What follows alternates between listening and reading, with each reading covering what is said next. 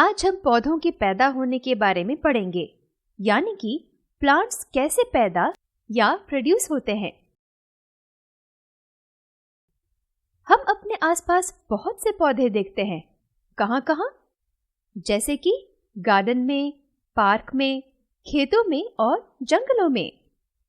कभी हमें पौधों में फूल और फल दिखाई देते हैं और कभी नहीं। ऐसा क्यों? क्योंकि अलग-अलग पौधे अलग-अलग मौसम या सीजन में बढ़ते हैं। कुछ पौधे जैसे कि एप्पल, कैरेट और व्हीट यानी कि अनाज विंटर सीजन यानी ठंड में बढ़ते हैं। आपने यह इंग्लिश की कहावत तो सुनी ही होगी, an apple a day keeps the doctor away. Teacher, मुझे एप्पल से एक जोक याद आ गया, सुनाऊं? हाँ, क्यों नहीं। एक बार एक बच्चा अपनी माँ के पास गया और बोला, माँ, क्या ये ठीक है? An apple a day keeps the doctor away. माँ बोली, हाँ बेटा, ये सही है। बच्चा बोला, फिर तो मुझे एप्पल चाहिए अभी, क्योंकि मैंने पास के डॉक्टर अंकल की खिड़की तोड़ दी है बॉल से।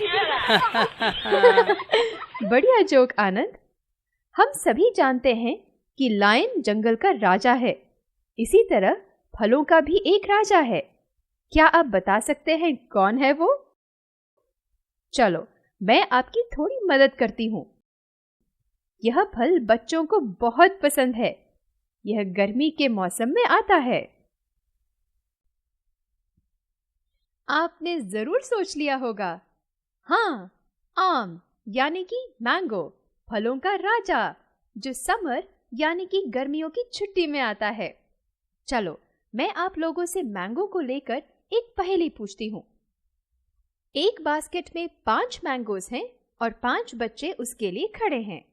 अगर हर एक बच्चे को एक मैंगो दिया पर बास्केट में फिर भी एक मैंगो बच गया, ये कैसे हो सकता है? बताओ।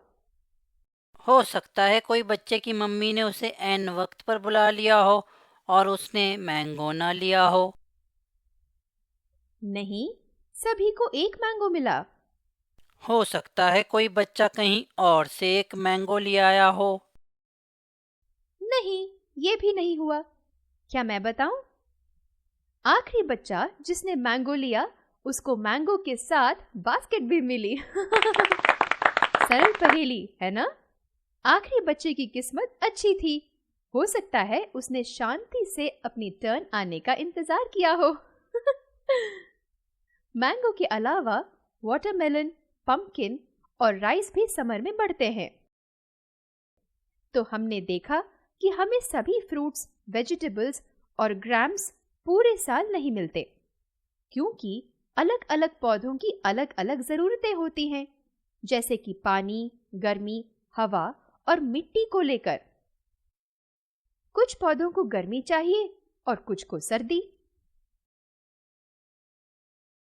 क्या आपको पता है कि राइस यानी चावल कुछ प्रदेश जैसे कि तमिलनाडु, वेस्ट बंगाल और आंध्र प्रदेश में ज्यादा क्यों खाया जाता है? और व्हीट यानी गेहूं पंजाब, हरियाणा और उत्तर प्रदेश में क्यों ज्यादा खाया जाता है? और ज्वार की रोटी राजस्थान में क्यों ज्यादा खाई जाती है? हमने देखा कि अलग-अलग प्रदेश के लोग भिन्न-भिन्न तरह के अनाज खाते हैं।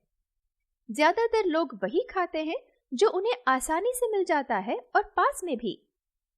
क्लाइमेट और सॉइल के कारण राइस तमिलनाडु, वेस्ट बंगाल और आंध्र प्रदेश में ज्यादा पैदा होता है, ज्वार की फसल राजस्थान में और व्हीट की फसल पंजाब, हरियाणा और उत्तर प्रदेश में। यही कारण है वह लोगों का रोजमर्रा का खाना बन जाता है, क्योंकि वह वहीं उगता है। तो हमने तरह-तरह के पौधों के बारे में पढ़ा।